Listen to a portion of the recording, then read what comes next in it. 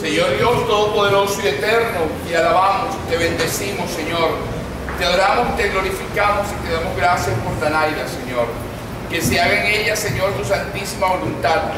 En este momento llénala de tu Santo Espíritu para que con tu poder, Señor, y con su lengua podamos nosotros aprender de ti, aprender lo que es el llamado, Señor. Que se haga en ella tu santísima voluntad y que nos permitas a nosotros comprender que tu palabra, Señor, no es de un momento, sino que perdura para siempre.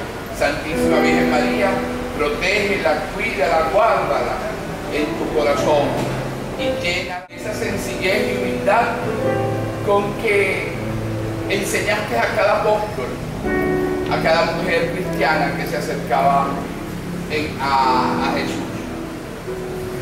Bendito y alabado seas, Espíritu Santo, por lo que estás haciendo en ella y lo que seguirás haciendo en ella y en su familia.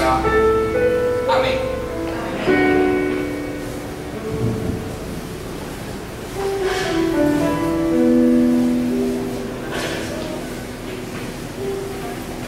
Buenos días. Señor, te alabamos, te bendecimos y te glorificamos, Padre, por todo lo que nos das. Aunque no te entendemos, sabemos que tú tienes caminos de sabiduría y de bendición para nosotros, Señor. Te alabamos, te bendecimos y te glorificamos. Rompe tú, Señor, las cadenas que me oprimen, las cadenas que yo no tengo fuerzas para romper, te las entrego hoy, Señor. Sabes que no merezco estar aquí, Padre. Y aún sin entender tus razones, aún sabiendo que me conoces mejor que nadie, te entrego todo lo que soy, Señor. Padre, nos entregas promesas en tu palabra.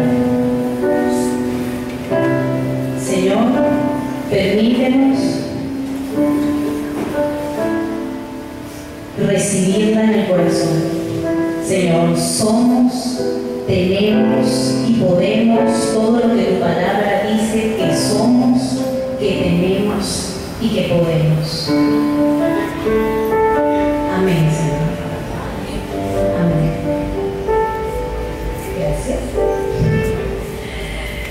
Buenos días otra vez.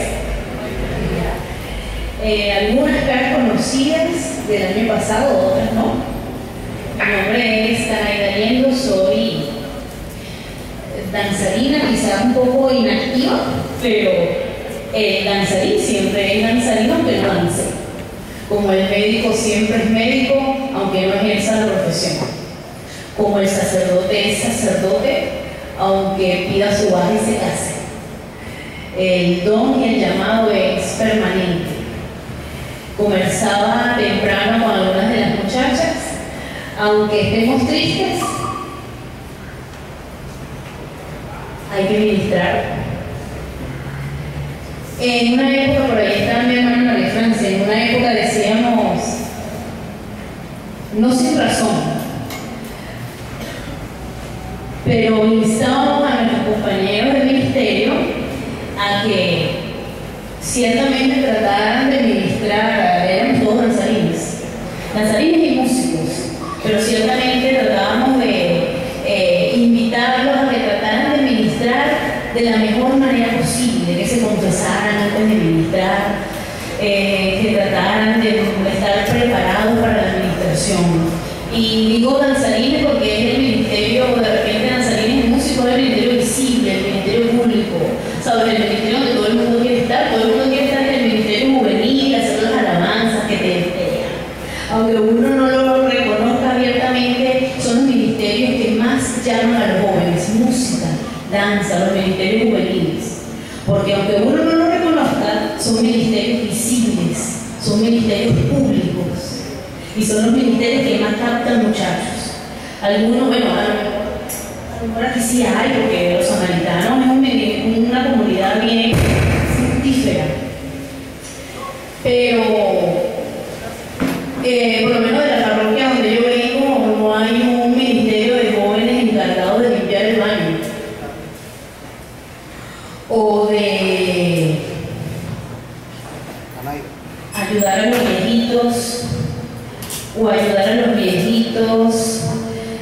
de que se estén organizando para entrar en la misa. Todos quieren estar a la hora de alabanza en el ministerio de alabanza. Todos quieren estar, casi todos les va a gustar la música y van a querer aprender a tocar guitarra. Mínimo la pandera, pero todos quieren estar en el ministerio de música. Y si el ministerio de danza les gusta, pues todos quieren el vestuario, porque es un ministerio llamativo, es un ministerio público.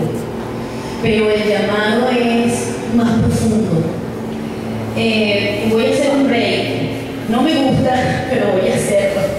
Porque me imagino que hay alguien por ahí con algún tipo de problema y no lo voy a dejar de ser. Hay un Toyota gris que está trancando la entrada del negocio. Por favor, el dueño del Toyota.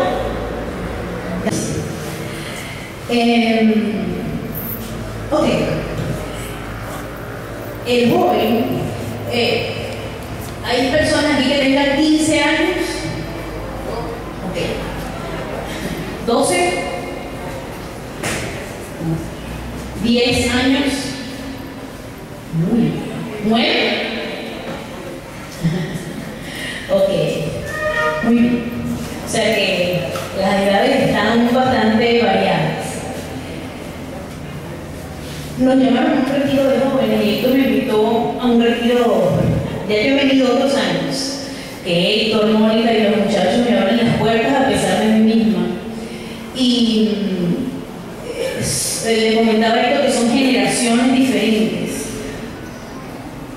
Todos los años son gente diferente y generaciones diferentes con características diferentes.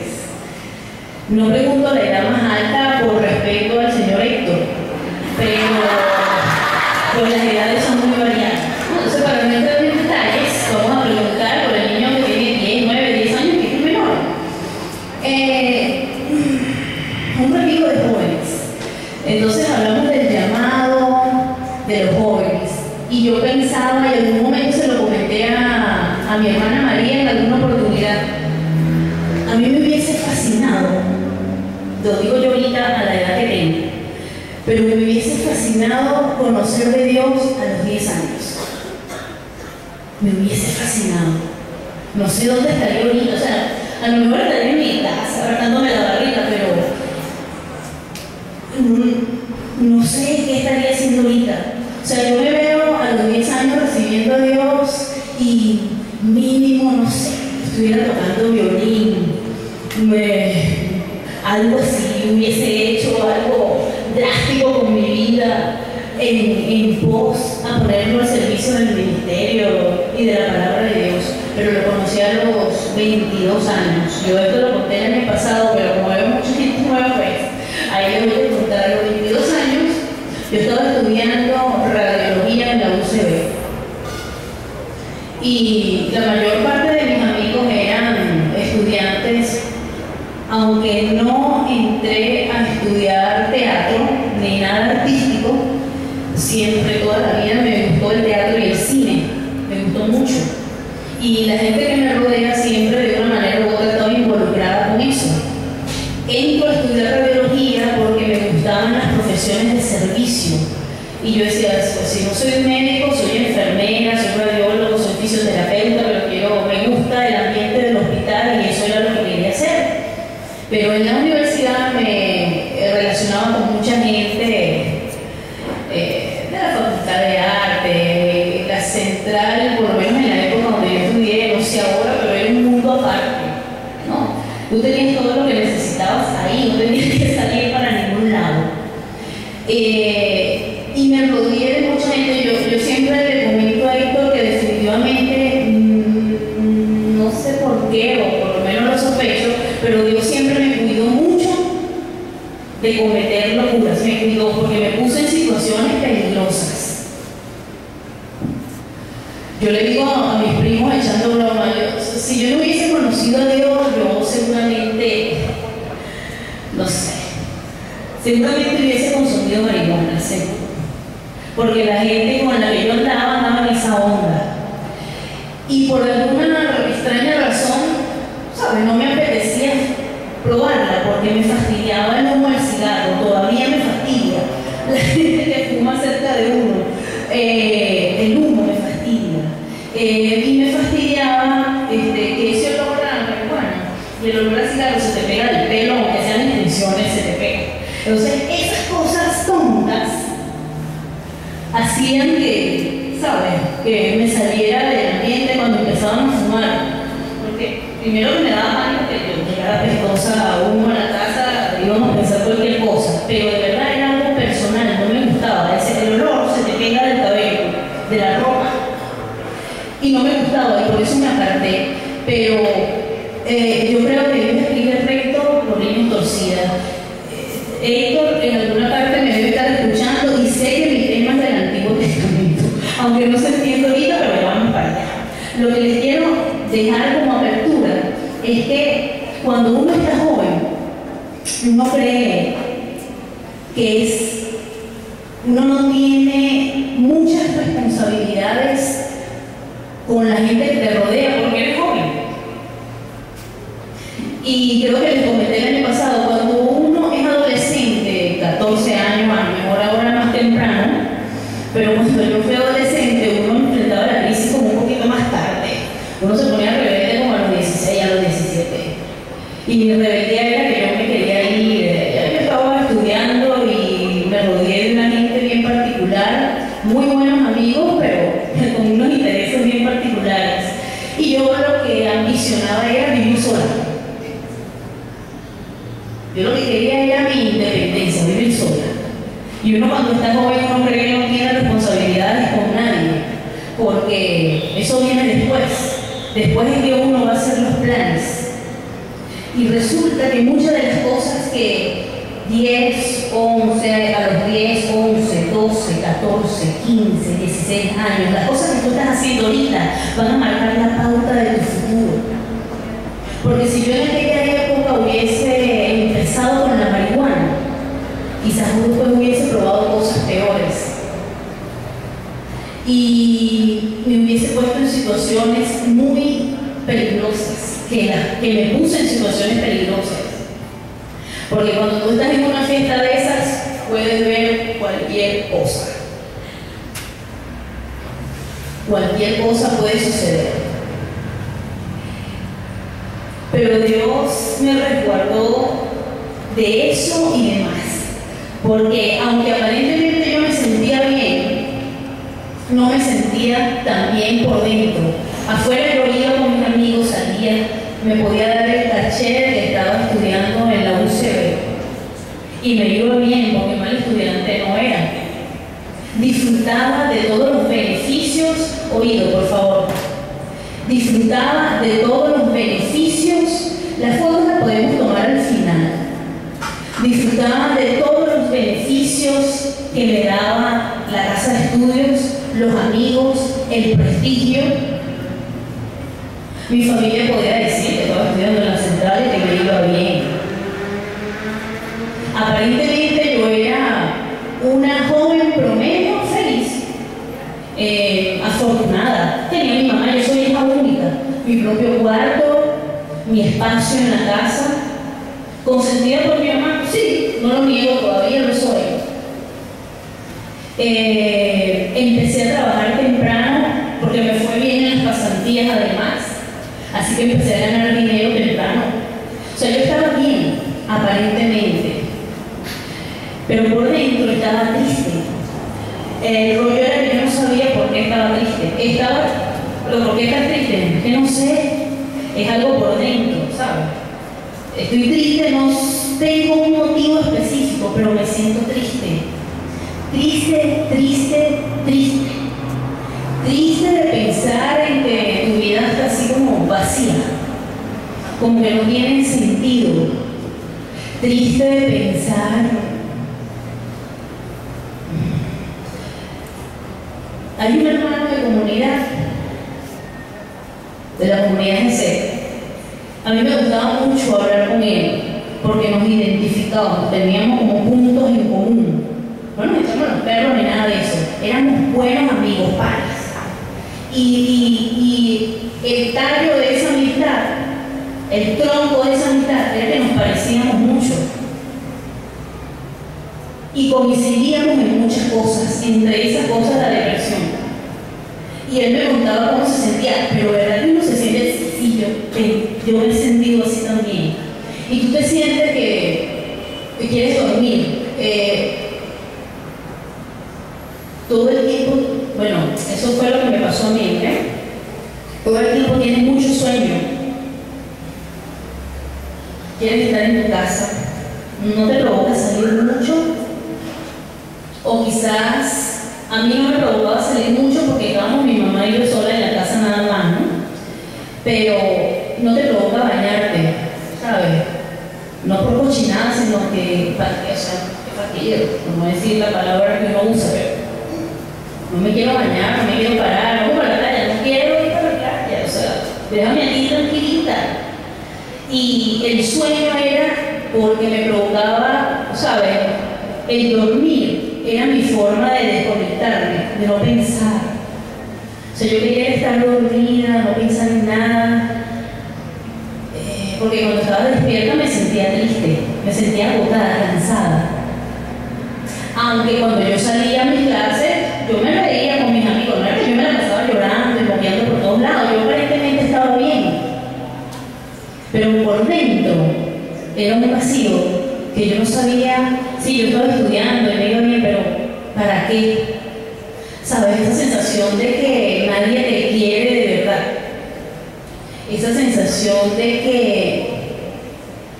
que se manifiestan cosas para que los adultos, porque aquí veo señoras también, los adultos creen que son cosas triviales, que son cosas vanas, cosas sin importancia. Y es que las muchachas, algunas muchachas sienten que no van a conseguir a alguien como para ellas, alguien que las quiera de verdad. Y es que uno se siente así como poca cosa, como a fulana le va tan bien, qué chévere. A mí me gustaría, porque yo no me siento tan mal así. O sea, si yo soy chévere, o sea, yo me porto bien con mi mamá, pero a mí no me pasan esas cosas que le pasan a fulana, que le pasan a fulana. ¿Por qué? En radiología había una materia que se llamaba radiobiología y era muy fregada y todos íbamos en franca picada, o sea, todo el mundo iba muy mal en radiobiología. Y una compañera de clases que venía, los samaritanos, ofreció, bueno, en acción de gracias, ¿sabes? Eso es la promesa típica, que si pasa la materia vamos a una misa, mandamos a hacer la misa, le llevamos el ramo y el milagrito ya la Santa Teresa. Hicieron todas las promesas a vida y por haber. Y bueno, mi Dios, bueno, vamos a ayudar a eso otra vez, enseñarme a pasar la materia, pasamos todos. Entonces, bueno, eso había que recompensarlo en gratitud. Todos vinimos a la misa a las 3 de la tarde allá en la California, todos. Eran 5 bancos full de estudiantes de radiología agradecidos con Dios porque pasamos radiobiología. Y uno fue para la misa por mero compromiso. Pero pasó algo en esa misa que era diferente. Y uno de los servidores, creo que era una misa después de un retiro, una cosa así, eso estaba cool. Pero uno de los servidores de una lectura que a mí me dejó así como descalabrada, ¿no? Porque para rematar, cuando el hermano leyó la lectura, yo estaba en un banco así como a mitad de la iglesia, pero cuando hicieron la lectura yo sentí como que me estaban viendo a mí. Y por primera vez en mucho tiempo me sentí como tranquila, como sin ganas de tomarme las pastillas para dormir. Porque cuando tú estás en el ambiente de la central y estás estudiando una carrera que tiene que ver con medicina, tú puedes conseguir muchas cosas, entre ellas pastillas. Y muchas veces pensé en tomar una cantidad suficiente como para no despertarme, porque yo lo que quería era dormir. Y una de las cosas que me hacían no tomar esas pastillas era que yo pensaba en que si yo soy hija única y mi mamá y yo vivimos solas, si yo me muero, mi mamá va a quedar sola. Y si yo me muero, más atrás se muere ella. era lo que me frenaba a no tomármelas. Y por primera vez en esa misa, ¿sabes? Salí como con una sensación, yo creo que todo el mundo sale así de los retiros, ¿no? Que tú sales así como flotando, como livianita, como Dios te bendiga, hermano. Y cuando yo llegué a mi casa, ¿sabes? Yo fui ese domingo, fue el miércoles, el otro domingo al retiro. Yo duré como 3 meses ahí, si no me pegaba un retiro que me invitara el padre, si fuera en la China, yo iba. Y hice amistad con algunas monjitas. Entonces eso prendió las alarmas en mi casa. Monja, misa, retiro. Y me acuerdo que una vez mi mamá me dijo: esas monjitas como que te están picando el ojo. Eran unas monjitas de las Paulinas. Como mi mamá sabe que a mí me gustaba leer, las monjitas me dieron duro, ¿sabes? De mi parte de me regalaban libros, me daban películas. Yo estaba metida de cabeza en las Paulinas del centro o en la San Pablo de la Candelaria, pero de ahí no salía. No sé, de ser una persona que se la pasaba, ¿sabes? No rumbeando, porque no era rumbera, pero mi ambiente era más, todavía lo hago, pero de otra perspectiva, pero mi ambiente era más ir al teatro, hacían, ¿sabes? Talleres de poesía, de métrica, con la gente de letras, y todo el mundo así peludo, hippie, y yo andaba con puras camisas hindú, cholitas, pulseras, cositas, las trenzas.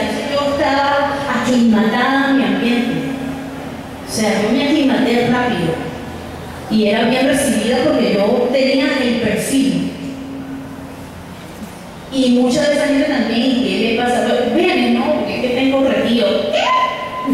Y todo el mundo dice, ay, mucha gente me empezó a dejar de buscar.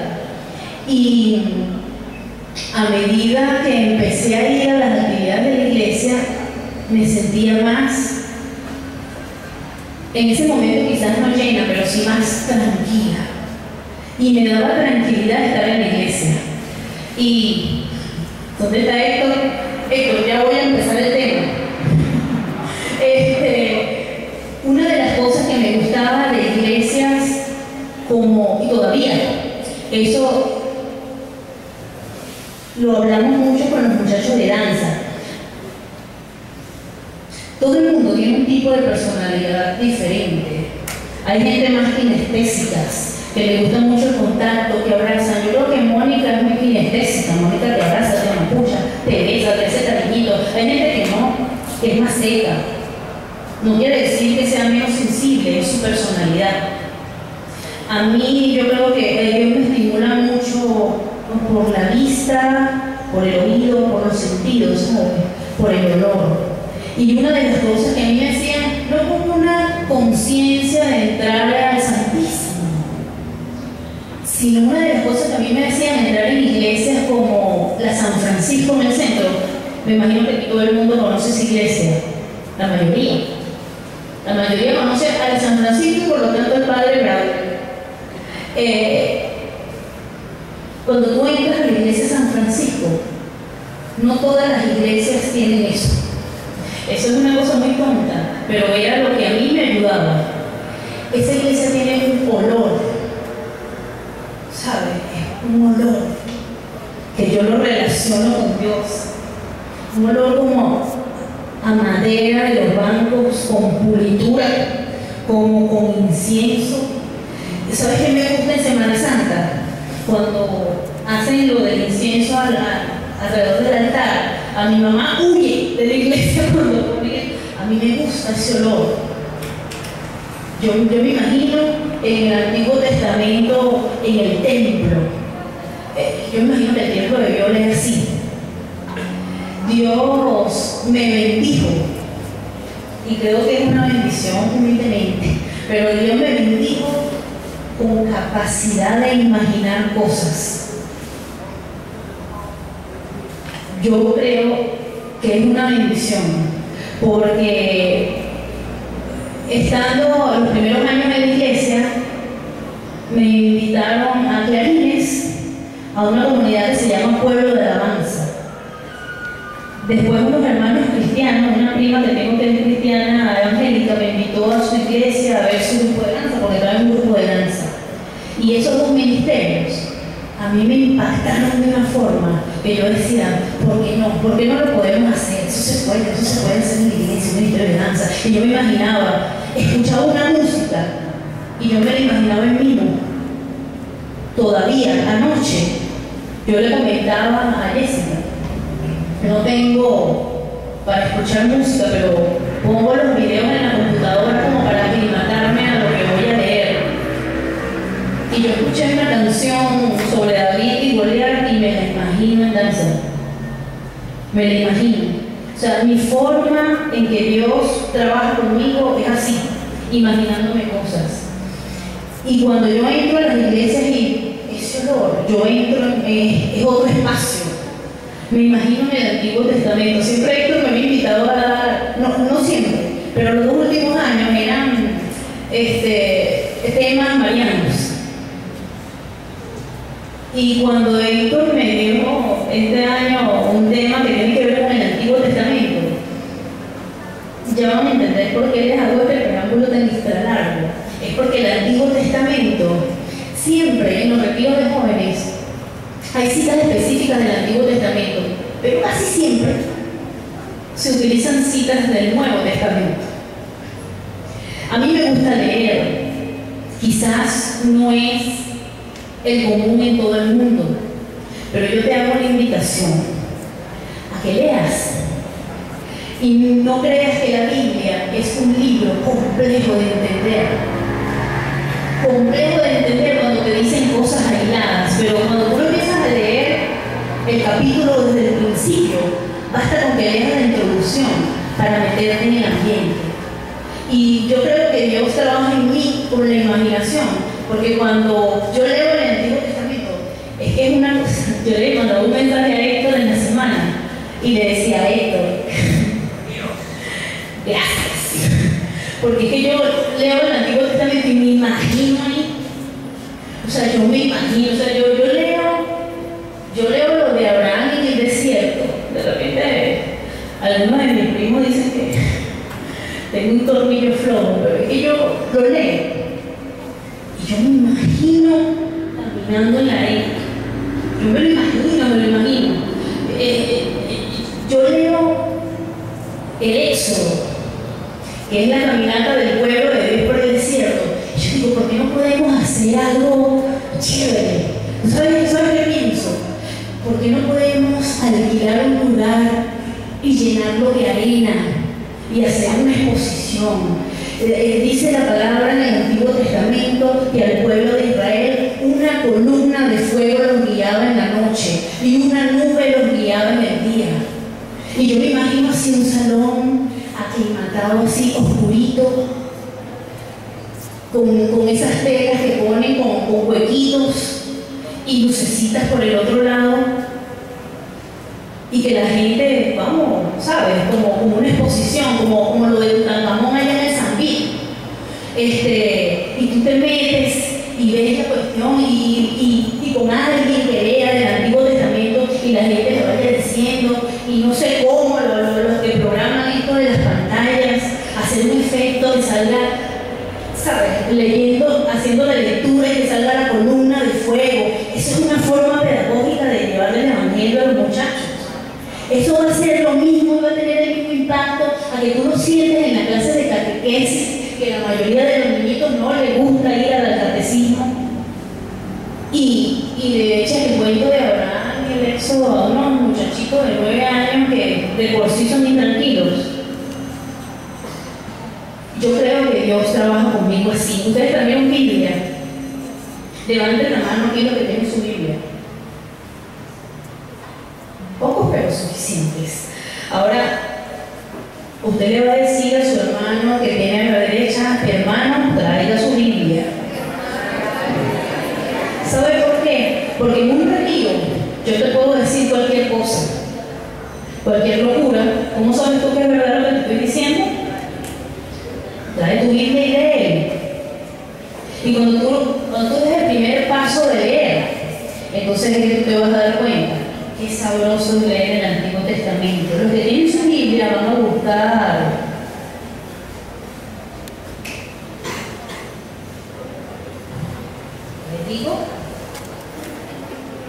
Génesis. El libro de Génesis, para los que no lo dominan mucho, es el primero. No tiene mucho nombre. Génesis 12. Lo voy a leer yo. Los que lo encontraron, digan a mí. ¿Más nadie lo encontró? Génesis 12. 12:1. Dice, Dios llama a Abraham. ¿Lo encontraron? Ok. Los que tengan Biblia se ponen cerquita de que alguien que no la tenga, entonces leemos juntos. Es algo cortito. Y dice, Génesis 12. Un día el Señor le dijo a Abraham, deja tu tierra, tus parientes y la casa de tu padre, para ir a la tierra que yo te voy a mostrar. Con tus descendientes voy a formar una gran nación. Voy a bendecirte y hacerte famoso. Y serás una bendición para otros. Ahora vamos a repetir todos. Y serás bendición. Y serás bendición.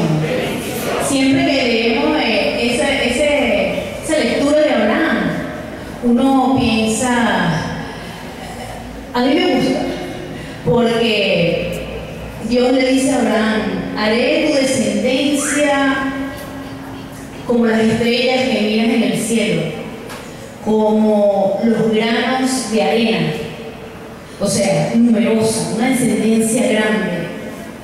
Pero Dios le dice a Abraham algo que para mí es clave, y le dice, deja tu tierra, tus parientes y la casa de tu padre. Más abajo dice el versículo último que dijimos, y serás bendición.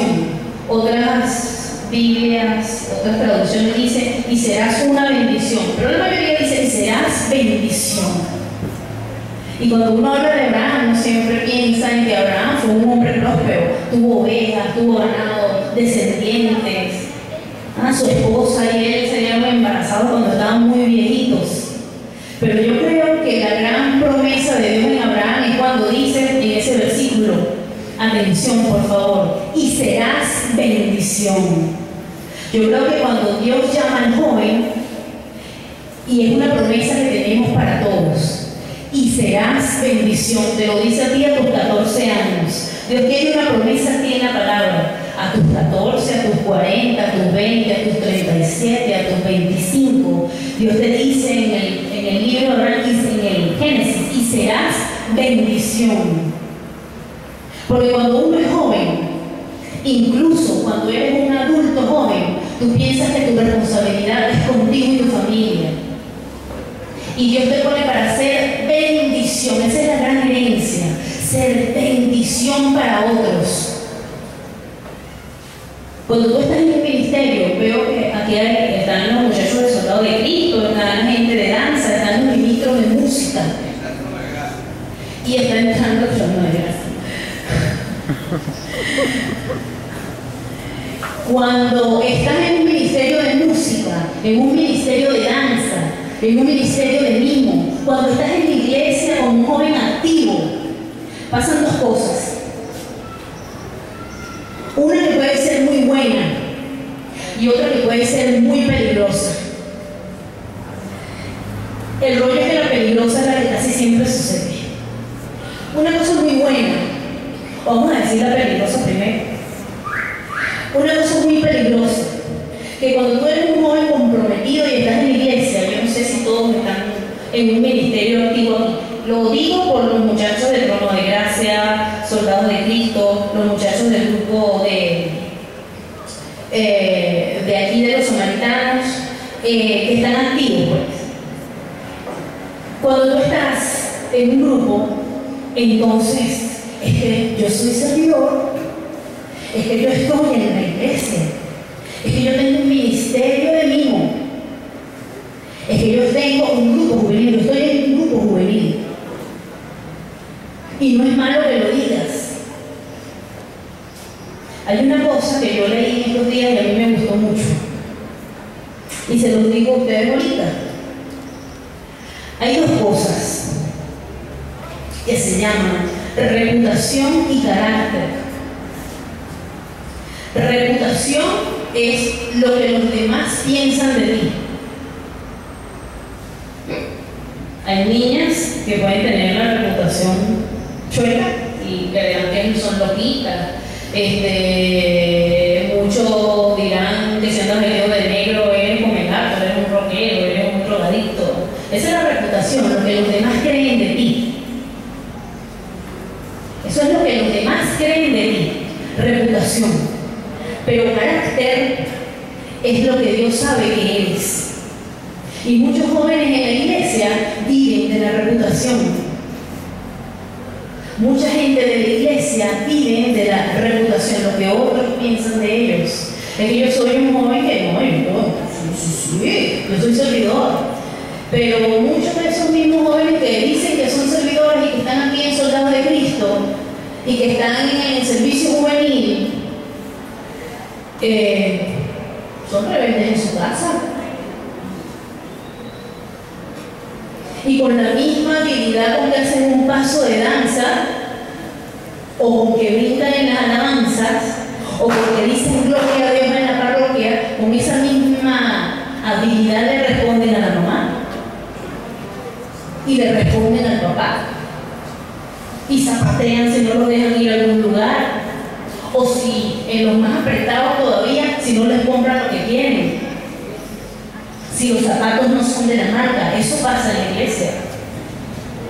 No, los muchachos del mundo tenemos que rescatarlos y llevarles la palabra de Dios. Esos mismos que dicen eso, hay que verlos por un huequito en su casa.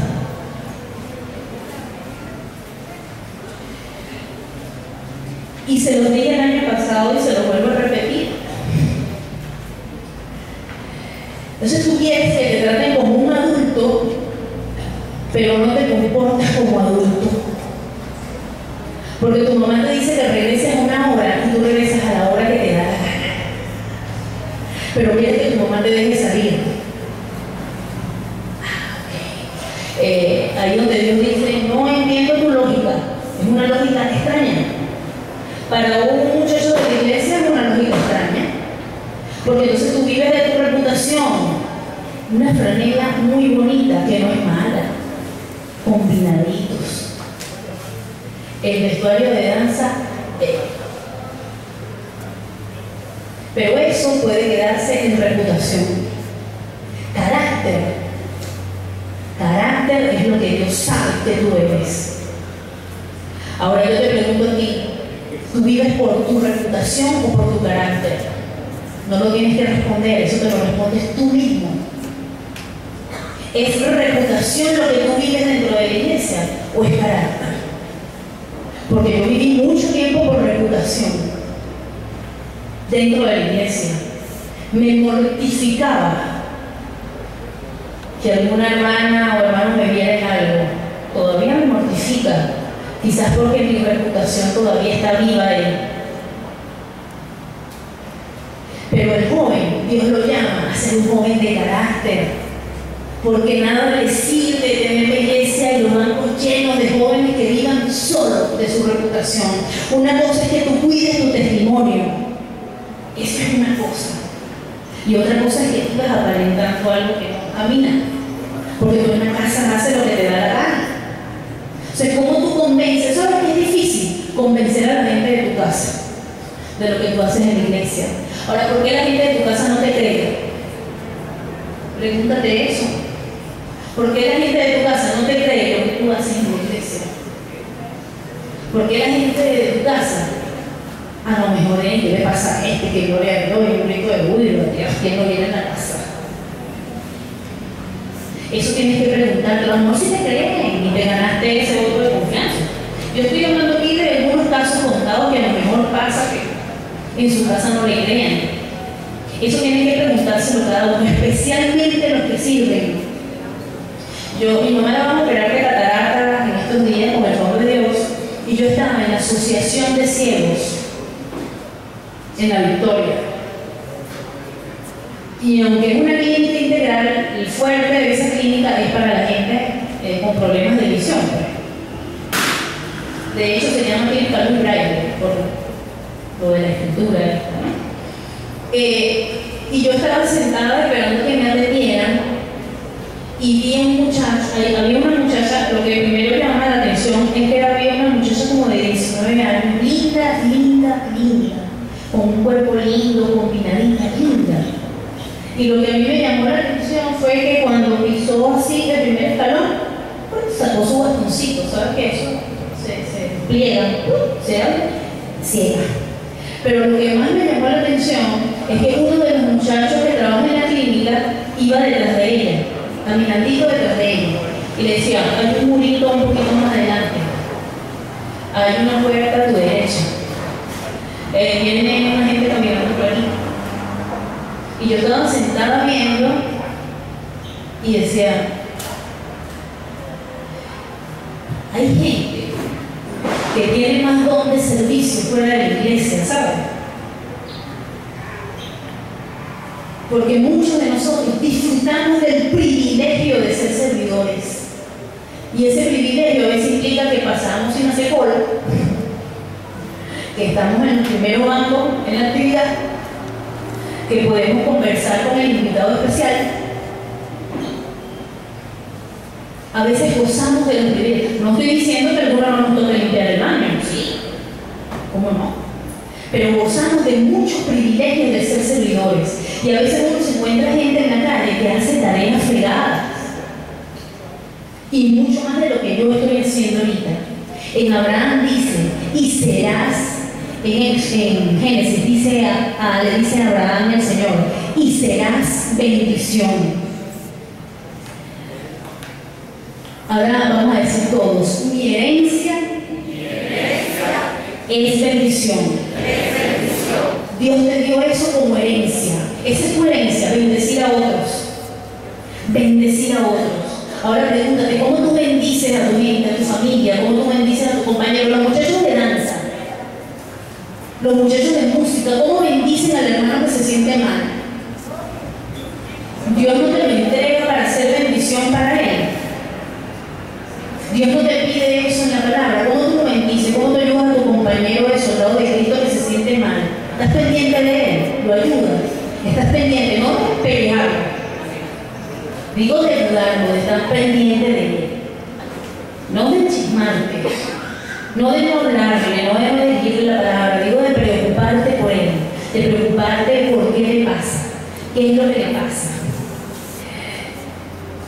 Cuando tú te decides a dar el paso, a decir, yo sí quiero servir a Dios, entonces Él activa la bendición. Diga conmigo, activa la bendición. Activa la bendición. Él tiene caminos para bendecirte, para activar la bendición en ti, para arrancar. Cuando tú arrancas a servir, cuando tú arrancas a ministrar, cuando tú arrancas a hablar, entonces, ¿sabes? Sientes que Dios te respalda. Hay uno de mis hermanos, Johnny, una vez en un taller decían, bueno, tú tienes que leer de la palabra, tienes que leer Biblia, orar, estudiar. Los jóvenes creen que basta solo con la música y la danza, no basta con eso. No basta, estudia, lee. Para que cuando tú estás en una actividad, cuando te invitan a predicar, y esto me lo digo a mí mismo, cuando te invitan a predicar, cuando te invitan a alguna actividad, a orar por un enfermo, a hablar con algo tan sencillo como hablar con tu hermano, con tu amigo, entonces el Espíritu Santo viene y se te pone en un ladito y Él empieza a buscar aquí en tu cabeza lo que has leído, y de eso hace que en el momento justo te acuerdes y le digas al hermano algo que lo edifique, algo que lo ayude, que lo saque del trance. Pero el Espíritu Santo busca ahí lo que tú has estudiado, lo que has leído. Y mi hermano Johnny, que es muy echador de broma, él decía que a veces el Espíritu Santo se le acercaba y como a él no le gusta leer, él decía que la palomita venía volando y buscaba y como no encontraba nada, retrocedía porque no encontraba nada. Y yo creo yo creo en mi imaginación que funciona así, no porque sea joven. Mira, hay un montón de citas bíblicas que yo tenía para leer aquí, pero ya ninguna ¿se acuerdan? David, y eso lo dijimos el año pasado, no voy a entrar en profundidad con lo de David porque es de lo que más nos habla mi iglesia, del rey David. David tenía 17 años cuando fue ungido como rey de Israel. David era, por encimita, David era el menor de sus hermanos, el menor. Y David hacía, como hermano menor, se tenía que aguantar que todos los pelearan, porque era el hermano menor. Y según las leyes de Israel, los hermanos mayores tenían el papá y los hermanos mayores varones tenían la voz de mando en la casa. Los hermanos varones mayores. Así que David tenía toda la de perder porque él era el menor. Por eso David lo mandaba a cuidar las ovejas. Era el trabajo que nadie quería hacer. La gente que cuidaba las ovejas eran los empleados o el hermano menor. Así que David tenía que ir a cuidar las ovejas y sus hermanos eran guerreros. A David le tocaba estar allá cuidando las ovejitas, pero David cuidando las ovejitas, a él le gustaba la música y tenía lo que se llama un salterio, que es como un arpa. A veces en las coquitas lo ponen. Claro, que ponen a los angelitos tocando una arpita así. Con ese salterio, David estaba en el monte, en las montañas, cuidando las ovejas mientras las ovejas pastaban. Él estaba cantando con su salterio y componía con su salterio. Y lo que David componía es lo que nosotros tenemos en nuestra Biblia como los salmos. El Salmo 23, que lo leemos hasta el cansancio.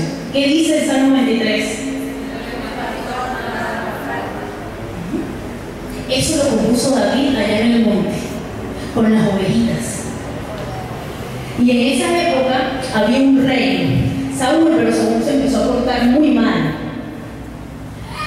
Y Dios envió a su sacerdote a buscar un nuevo rey para Israel. Y le dijo dónde iba a estar, en qué casa iba a estar. Así que el sacerdote llegó a esa casa y entrevistó a todos los hermanos por encimita. Pasaron uno a uno y Dios le decía, ese no es, ese no es, ese no es. Estos son todos los hijos que tienes. Le digo, no, tengo un hijo menor, pero está cuidando las ovejas. Vamos a esperarlo porque no nos vamos a sentar a la mesa hasta que llegue tu hijo menor. Y cuando David llegó, David era un muchachito de 17 años. ¿Quiénes tienen aquí 15? 16. 17. Ajá, el chico de los lentes. Párate un momentito.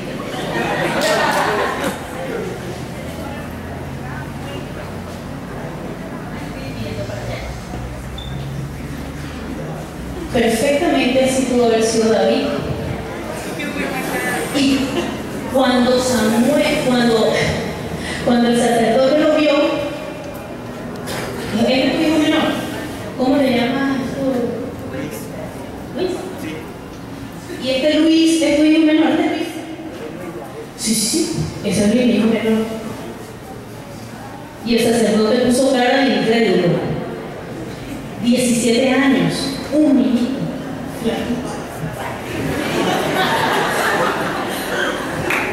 Y si venían, te puedes sentar, gracias. Y si venían de cuidar las ovejas, yo no me imagino que David llegó encoloneado.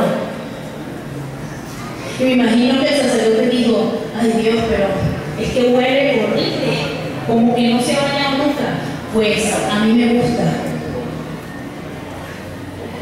Pero Dios, es que mira como tiene el pelo largo. A lo mejor las garrapatas de las ovejas se le pegan. A mí me gusta. Pero es que es muy pequeño y muy joven. Pero a mí me gusta. Eso es lo que dice Dios. Cuando nadie cree en ti, Dios cree en ti. Lo que los demás no ven en ti, Dios lo ve. Porque Dios dice, Él es el que compuso. El Señor, los muchachos, ¿se saben esa canción? El Señor es mi pastor.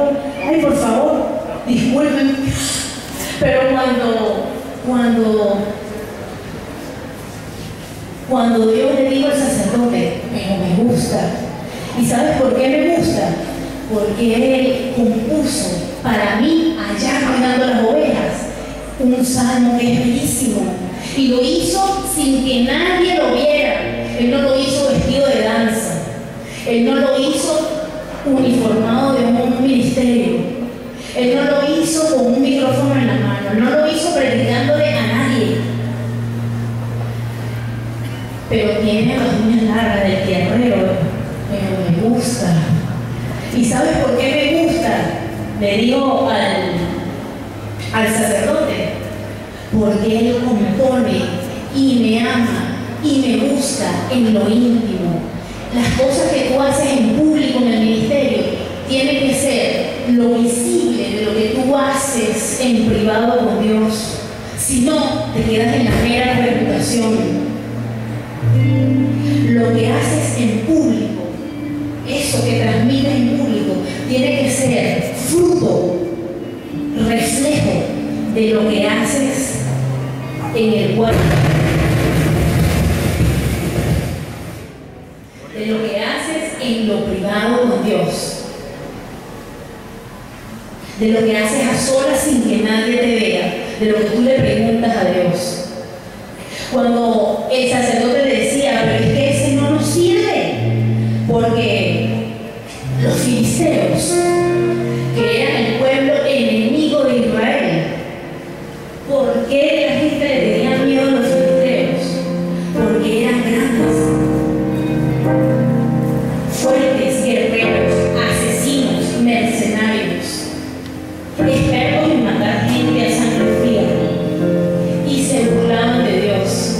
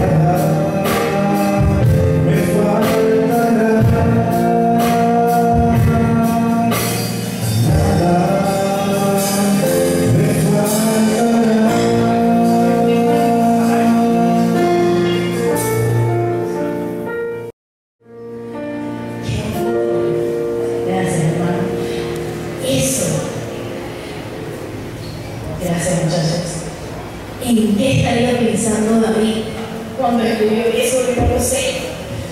El Señor es mi pastor, nada me faltará. Me guiará por sendas de justicia por amor a su nombre. Un pastorcito de ovejas.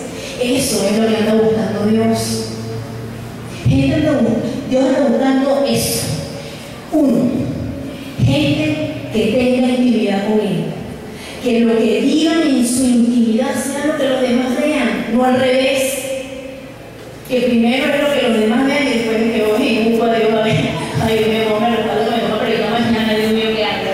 No, es que Dios quiere contigo esa relación que tenía con David, de que tú te sientes y digas eso, que le digas cosas bonitas.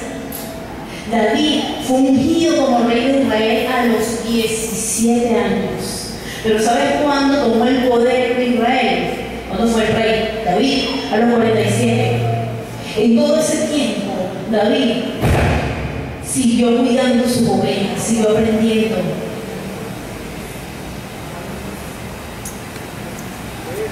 Y nadie creía en él. Nadie. Hay dos cosas que son comunes cuando Dios hace el llamado. Y pasó con David, pasó con Moisés,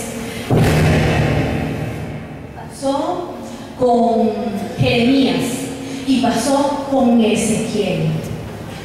De los profetas más impactantes del Antiguo Testamento, cuando recibieron su llamado, dijeron: pero yo soy muy joven, pero no me van a creer.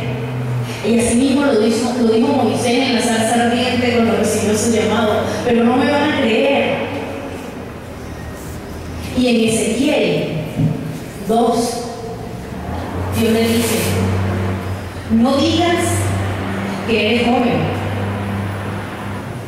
Luego oí una voz, dice Ezequiel, que me decía: tú ponte de pie, que te voy a hablar. Mientras esa voz me hablaba, entró en mí el poder de Dios y me hizo ponerme de pie. Más abajo dice: pues te voy a enviar a ellos para que les digas, esto dice el Señor.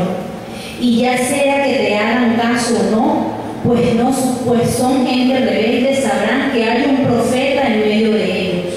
Tu hombre, no tengas miedo de ellos ni de lo que te digan, aunque te sientas como rodeado de espinos y viviendo entre alacranes. No tengas miedo de lo que te digan ni te asusten ante la cara que te pongan, porque son muy rebeldes.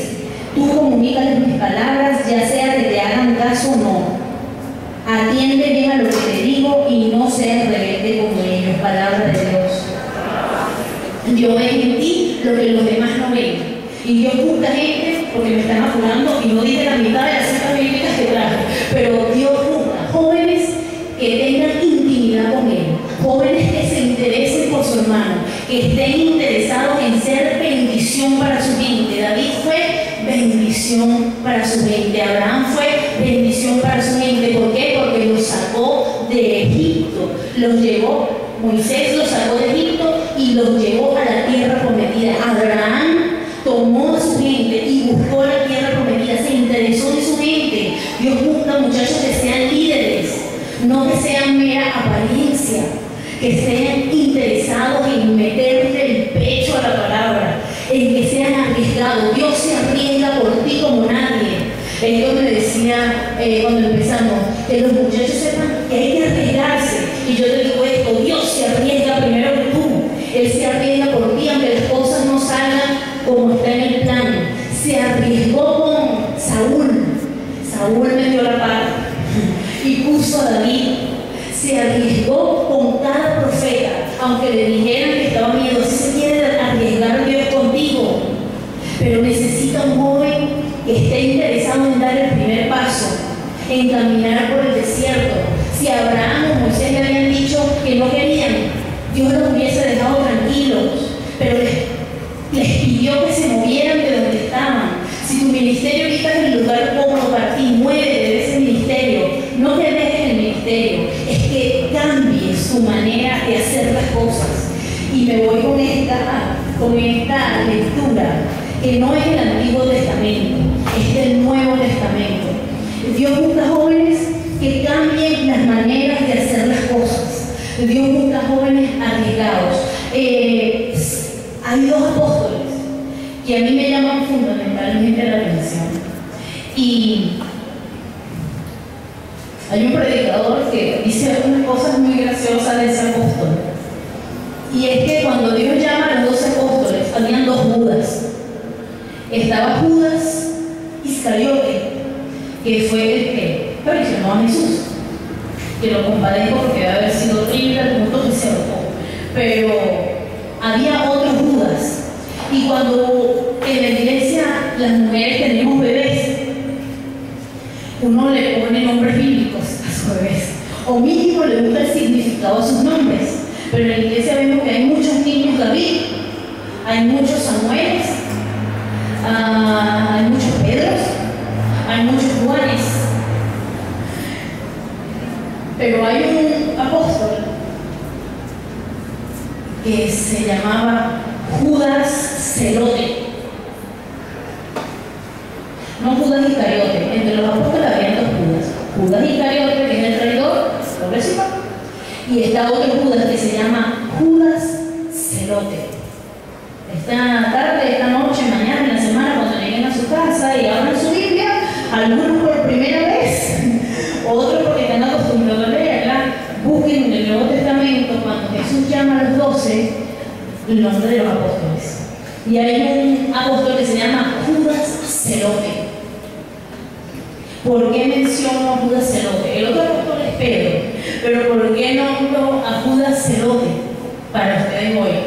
Porque ninguna mamá le va a poner así. Ay, cuando yo tengo un bebé voy a poner Judas. Ninguna. Porque ya ese nombre está real. Entonces, por la acción de Judas Iscariote se opacó a Judas Celote. Pero Judas Celote está ahí. Y creo yo que fue un apóstol especial. ¿Por qué? Porque a Jesús lo criticaban, porque se juntaba con gente con la que nadie se juntaría. Y los ancianos lo criticaban porque se juntaba con recaudadores de impuestos, prostitutas, leprosos, ¿sabes? Todos los rechazados de la sociedad. Jesús se juntaba con ellos, los llamaba, iba y comía a la mesa, era como el recaudador de impuestos, que todo el mundo lo detestaba. Y cada apóstol tenía un trabajo en particular. Pero Judas Celote, y les he hecho el cuento de quién es Judas Celote y por qué yo creo que Jesús lo llamó, porque era un apóstol especial, completamente diferente a los demás. Pedro estaba acostumbrado a ser líder, porque Pedro tenía empleados. Y yo creo que por eso Dios llamó a Pedro, porque Pedro era un líder. Pedro no empezó a liderar ahí con Jesús. Pedro ya venía liderando gente porque él tenía empleados. Pero Judas Celote venía de una tribu especial. Digo tribu por llamarlo de la manera más inocente, pero era un grupo especial, un grupo escondido, un grupo clandestino en la Israel de esos tiempos. Y ese grupo clandestino eran los celotes. Un poquito de historia bíblica. El pueblo de Israel estaba sometido por los romanos. Y en un tiempo más atrás, cuando Moisés estuvo sometido por los egipcios, no eran esclavos de los egipcios. Los que vieron en Disney, la película de Disney, El Príncipe de Egipto. ¿Lo vieron o no lo vieron? No creo. O sea, yo soy de una época así tan tan. ¿Quién vio El Príncipe de Egipto? No les da pena. Levante la mano el que lo vio. Vean televisión, vean cine, no todo el tiempo es malo. A veces uno se incluye. Pero esa película no es muy nueva, desde la tecnología anterior, pero búsquenla y veanla. Para lo que les fastidie leer la Biblia o ver películas muy profundas, El Príncipe de Egipto les va a funcionar como documento ligero. Porque en El Príncipe de Egipto, que narra la historia de los trabajos que pasó el pueblo de Israel y Moisés, porque es una ilustración Disney de Moisés. Entonces, el pueblo de Israel estaba sometido por Egipto y surgió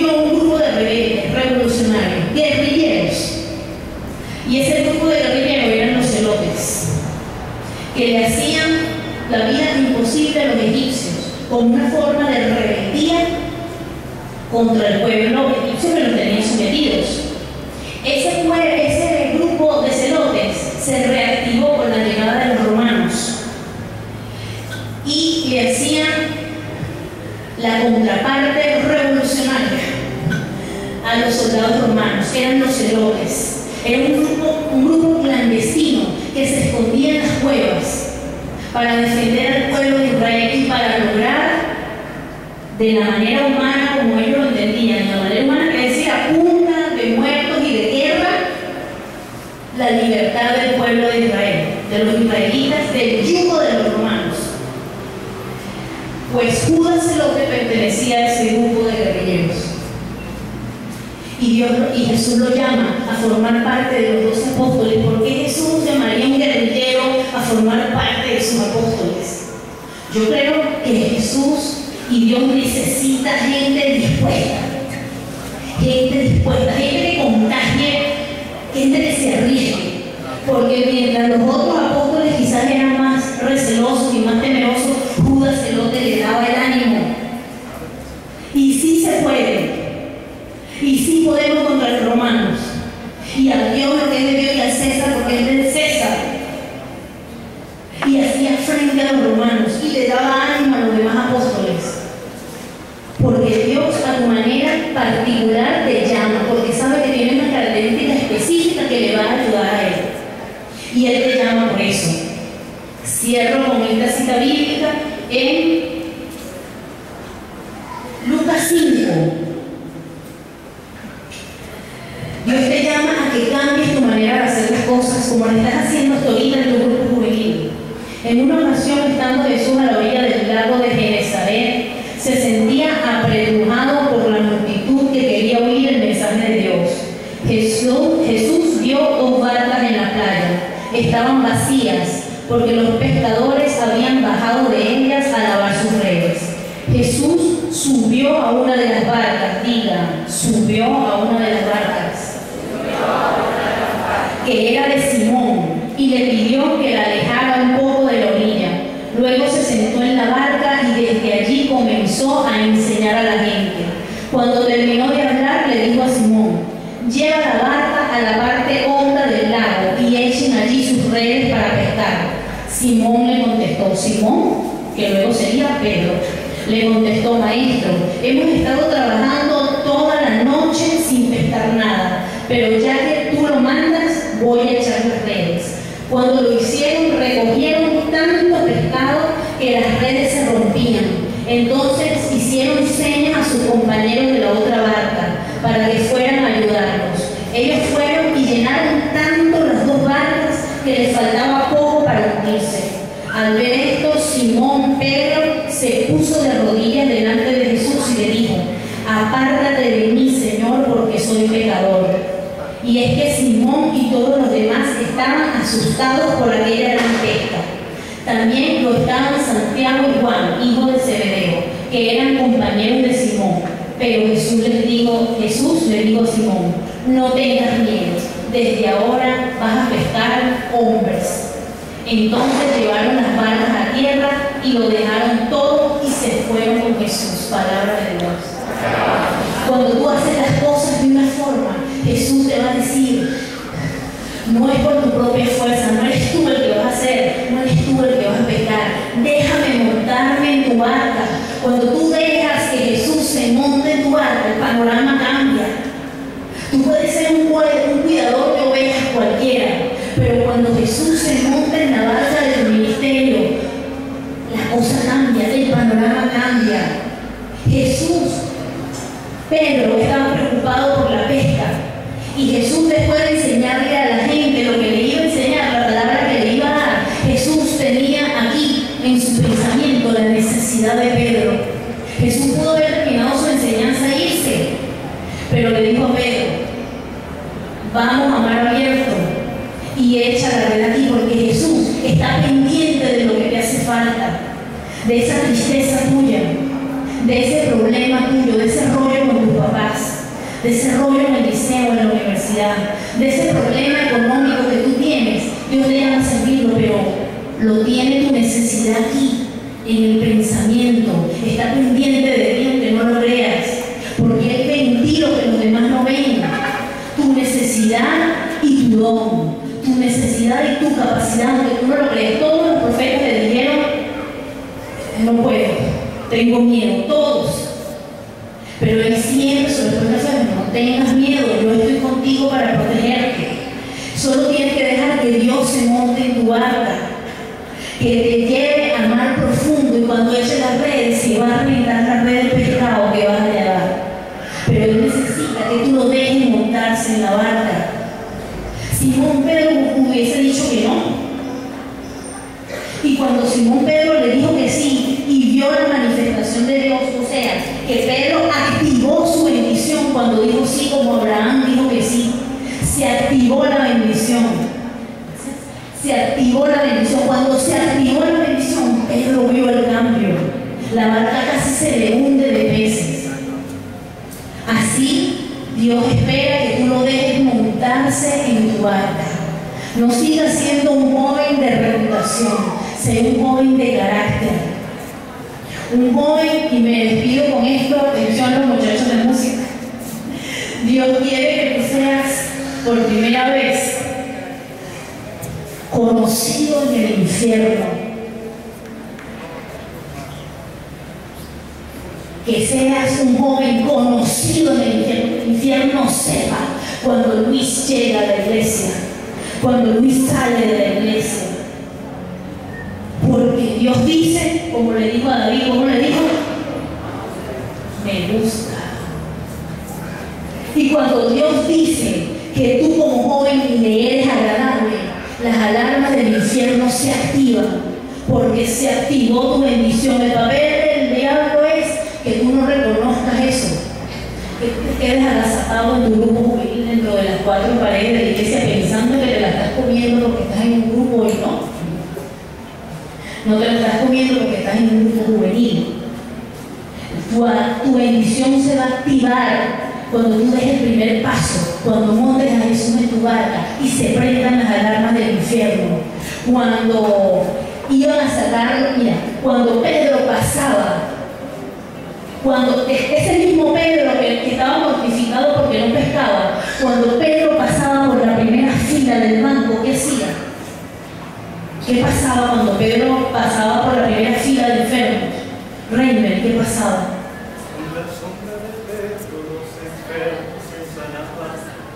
Eso es lo que van a cantar entonces. Entonces, la sombra, no era que Pedro imponía las manos y hacía la oración en lenguas extralargas y estaba ahí luchando con la gente. La sombra de Pedro, él pasaba y la gente caía en el descanso, pasando. La sombra expulsaba a los espíritus y sanaba a los enfermos. La sombra de este mismo Pedro que no podía pescar. Del mismo Pedro atorado, medio bruto, que le quitó una oreja al soldado cuando se iba a llevar a Jesús preso. El mismo Pedro que era testarudo y que me imagino que más de un apóstol no lo soporta, pero era Pedro. Ese mismo Pedro sanaba con su sombra, porque Pedro era un apóstol conocido en el infierno. Cuando los iban a sacar, lo llevaban, cuando los apóstoles le llevaban endemoniados, los espíritus dentro de la persona poseída le decían: sé quién eres. ¡Qué miedo! El espíritu decía: sé quién eres, porque los apóstoles lo conocían en el infierno. Tú puedes pasar toda la vida en un grupo juvenil y otra cosa es que te conozcan en el infierno. Eso es una cosa completamente diferente. Y Dios quiere eso, tener jóvenes celotes, activos, que estén preparados para hacer bendición y que sean, para la gloria de Dios, conocidos en el infierno. Esa es la tarea. Amén. Amén.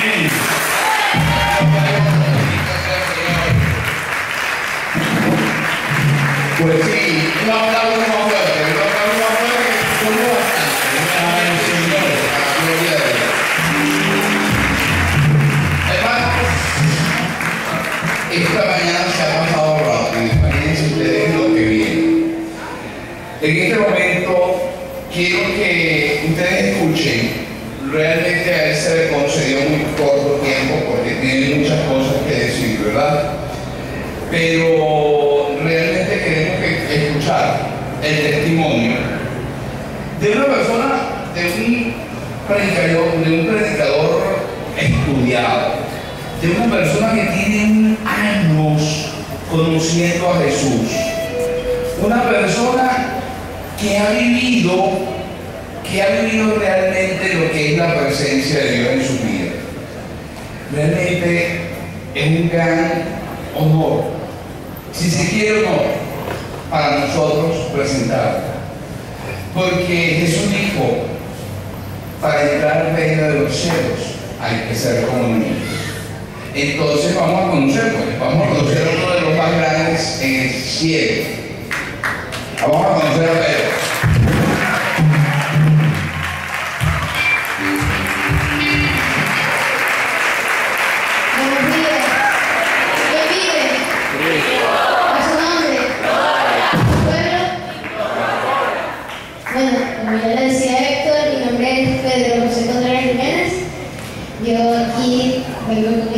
Y siguiente es como el mensaje que daba la hermana, es que llamado y aceptación. Yo voy a dar un testimonio porque el Señor me ha llamado desde mi ordenación como monaguilla, ya hace más de un año, al llamado de sacerdocio. Y aunque muchos digan que estoy muy chiquito para eso, que todavía no, pero siempre le pido fuerzas al Señor y esperanza para que siempre mantenga eso hasta el último día de mi vida, hasta mi último latir de mi corazón, que siempre mi pensamiento, mi meta sea ese, llegar al sacerdocio y estar siempre predicando el Evangelio a los demás, a los pobres, a los ricos. Bueno, como el Señor decía, que Él no viene por los sanos, Él viene por los enfermos. Así que yo no voy a ser el que voy a ir, va a ser el Señor Jesús el que va a estar allí evangelizando. Y espero que el Señor Jesús toque a cada uno de nosotros y de todos ustedes. Y bueno, con mucho cariño y afecto le doy las gracias y chao. Hasta luego.